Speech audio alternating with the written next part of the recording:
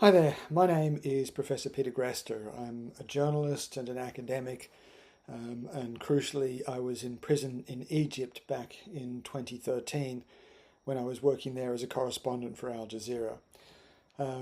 I found myself behind bars when I was arrested for the work that we'd been doing covering the unfolding political crisis that Egypt was going through at the time.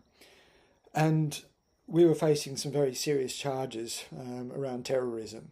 We were charged with aiding and abetting a terrorist organisation, with broadcasting false news with intent to undermine national security, with advocating terrorist ideology, with even financing terrorism.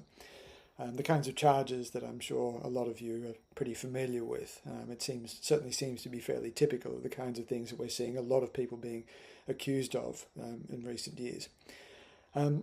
Now, my background, as I said, was back in 2013 when I was initially arrested.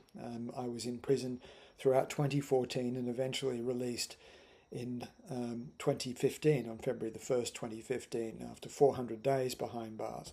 So that experience has given me a certain insight into the situation in Egypt at the time, but I can't talk about the current situation as it stands. I can only really talk about my own experience of that period. There are plenty of other people who I'm sure are addressing you today who will have a much more up-to-date account of what's been taking place. But there are a few things that I really learned at that point. The first was just how politicized the system really became. I was one of the first prisons I was sent to was Liman Torah, a political wing that contained really most of the leaders of the January 25th revolution, the 2011 revolution, people like Mohammed Adel, Ahmed Meher, Ahmed Doma, and of course Allah Abdel Fattah. And I saw the way in which they'd all been accused of very, very similar offences, not obviously because of anything that they had done, but because of what they represented, because of their capacity, their demonstrated capacity to mobilise people, to get people inspired and out on the streets and demanding really what is everyone's right, and that's a democratic, accountable system that serves the people rather than the political elite. And as I talked to Allah, as I talked to the other detainees, I really started to understand the way in which the system operated. Certainly at the time, I came to understand that the system itself operated really quite autonomously. And by that I mean the judicial system. It was designed to plug in opponents of the regime, critics of the regime at one end, and spit out convicted criminals at the other. The government, the politicians never really directly interfered with it because they didn't need to. The system knew what it needed to do. It knew what it was designed for, and it went and did that without any intervention from the politicians at all.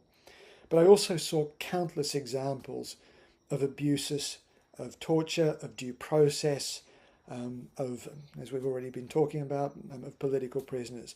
It was really quite shocking to see the levels of quite frankly outrageous and blatant abuses of human rights. We know at the time, of course, that there were 20, 30, 40, 50,000 people who'd been rounded up and thrown into the prison, or thrown into the cells completely arbitrarily. I saw a lot of examples of torture. Thankfully, I and my colleagues from Al Jazeera were spared some of the worst abuses, the worst torture that I know took place inside the prison. But I really think that was because I was lucky enough to be white. My name was Peter and not Muhammad. And because our case drew significant international attention. But I also know just how abusive the system had become for so many others that were there. Often there were people who'd been arrested and thrown in prison simply because they happened to be wearing a beard in the wrong neighbourhood. I also saw the consequences of this, and I think this is something that is really important to keep in mind. That the level of anger and bitterness and frustration that it had created, I think, is leading towards another explosion, another far more violent revolution. I remember in particular a conversation that I had with one guy who said, listen, we suffered enormously. We shed a lot of blood during the 2011 revolution. We did what the West wanted. We toppled the government. We toppled a dictator. We held elections, and we had our government installed. And look where we are now. We're in a far worse situation than we ever were, even under Mubarak. And then he went on to say, why would we be so stupid as to try that route again? Why would we ever go for a process of democracy if this is the outcome that it leads us to? And I think that we are very likely to see another revolution, another very bloody revolution, as a result of the kinds of human rights abuses that we are continually seeing even today, and that I know is being reported very widely, and that I know is a subject of your discussions today. I hope it's fruitful. I hope your work leads to some kind of positive outcome, because if it doesn't, I think there's going to be some very serious consequences.